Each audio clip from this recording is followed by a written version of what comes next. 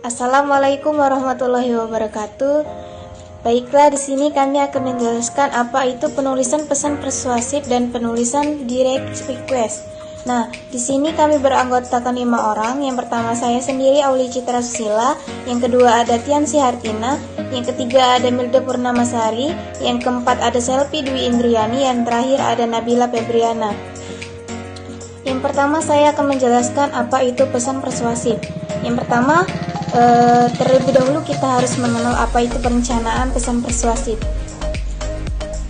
Perencanaan penulisan pesan persuasif memerlukan perencanaan yang baik karena akan mempengaruhi hasil akhir dari suatu perencanaan tersebut.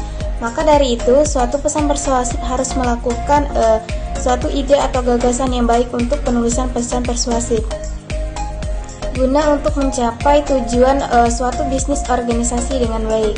Nah, di sini suatu bisnis di sini bisa berupa manufaktur atau pengolahan dan juga bisa seperti jasa dan juga produk-produk lainnya.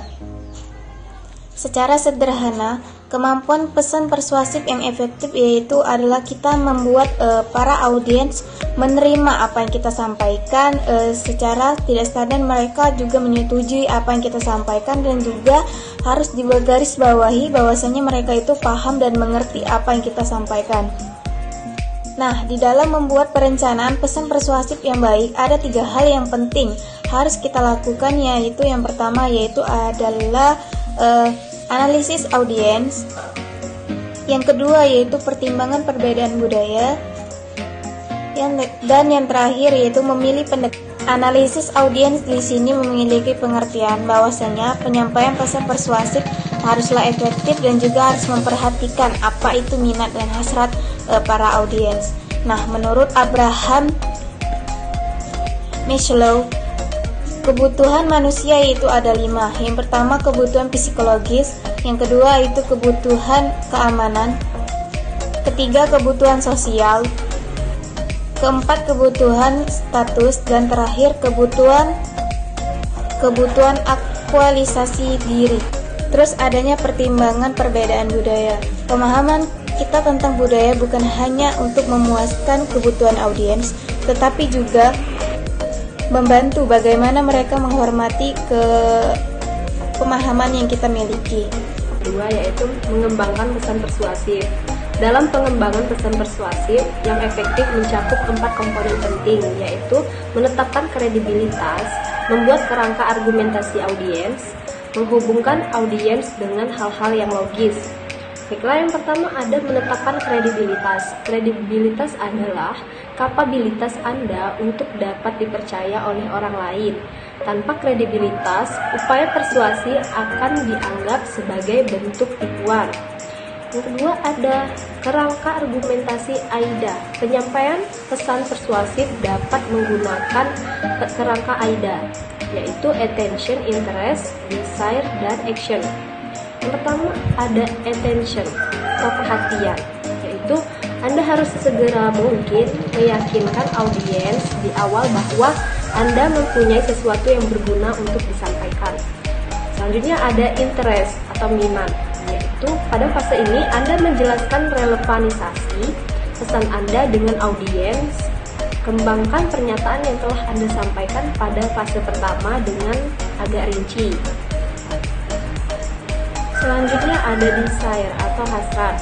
Pada fase ini, Anda membuat audiens mengubah keinginannya dengan menjelaskan bagaimana perubahan yang dilakukan dapat memberikan manfaat yang lebih baik bagi audiens. Selanjutnya ada action atau tindakan. Pada fase ini, Anda menyampaikan tindakan spesifik yang Anda inginkan terhadap audiens Anda. Yang ketiga ada memilih daya pemikat. Sebagian besar pesan persuasif menggunakan daya pemikat dengan logika atau logical efforts dan daya pemikat yang emosional untuk melakukan persuasi audiens. Yang keempat ada pertimbangan etika. Dalam pemahaman yang positif, persuasi dapat digunakan untuk mempengaruhi audiens dengan memberikan informasi dan menambah pemahaman mereka dalam berbagai hal. Pelaku bisnis secara etis menginformasikan kepada para pelanggan baik yang berkaitan dengan manfaat ini. ide, organisasi, produk, atau tindakan tertentu, sehingga para pelanggan dapat mengakui betapa baiknya suatu ide organisasi, produk, atau tindakan tertentu yang dapat memenuhi kebutuhan mereka. Baik, selanjutnya ada materi yang ketiga, yaitu menulis permintaan persuasif. Hal yang penting untuk diingat ketika menyusun permintaan persuasif, suatu tindakan yaitu tetap menjaga batas-batas permintaannya. Oleh karena itu, dalam membuat suatu permintaan persuasif, perlu perhatian khusus terhadap manfaat yang didapat, baik secara langsung maupun tidak langsung, dalam memenuhi permintaan tersebut. Yang pertama, permintaan persuasif untuk tindakan. Jika Anda sudah betul-betul yakin bahwa pesan yang ingin Anda sampaikan adalah relevan dengan pembaca Anda, maka akhiri tulisan Anda dengan suatu permintaan atau permohonan tindakan spesifik. Yang kedua, permintaan dan aduan persuasif untuk penyesuaian. Meskipun surat aduan persuasif dan surat permintaan penyesuaian terkadang merujuk pada surat keluhan, tetapi tujuan Anda yaitu untuk melakukan persuasi kepada orang lain untuk melakukan penyesuaian yang diperlukan. Penulisan pesan penjualan dan permohonan dana terbagi menjadi 3 macam. Yang pertama, perencanaan pesan penjualan. Salah satu tujuan merencanakan pesan penjualan yaitu memberi pemahaman secara menyeluruh tentang produk Anda, berbagai pertanyaan yang sering muncul yang berkaitan dengan produk, seperti apa jenis produk, bagaimana kualitas produk, bagaimana cara kerja dan manfaat produk, harga produk, dan lain-lain. Ada beberapa cara yang bisa dilakukan untuk menyampaikan pesan penjualan, di antara lain melalui pengiriman surat, brosur, sampel, kartu, telepon, surat elektronik, serta iklan media yang lainnya. Yang kedua, pengorganisasian dan komposisi pesan penjualan. Sebagian besar surat penjualan disusun berdasarkan perencanaan organisasi yang digunakan untuk penulisan pesan persuasif. Anda memulai dengan menarik perhatian audiens, menumbuhkan minat audiens, dan mendorong hasrat audiens dengan menyampaikan apa manfaat yang terbaik bagi audiens. Yang ketiga, penulisan pesan penjualan dan permohonan dana. Ada 4 hal yang perlu diperhatikan dalam penulisan pesan surat permohonan bantuan dana, terbagi menjadi 4. Yang pertama, harus mampu menjelaskan kebutuhan secara fisik. Yang kedua, tunjukkan kepada pembaca betapa pentingnya donasi yang Anda sumbangkan kepada pihak lain. Yang ketiga, secara jelas berapa jumlah donasi yang dibutuhkan.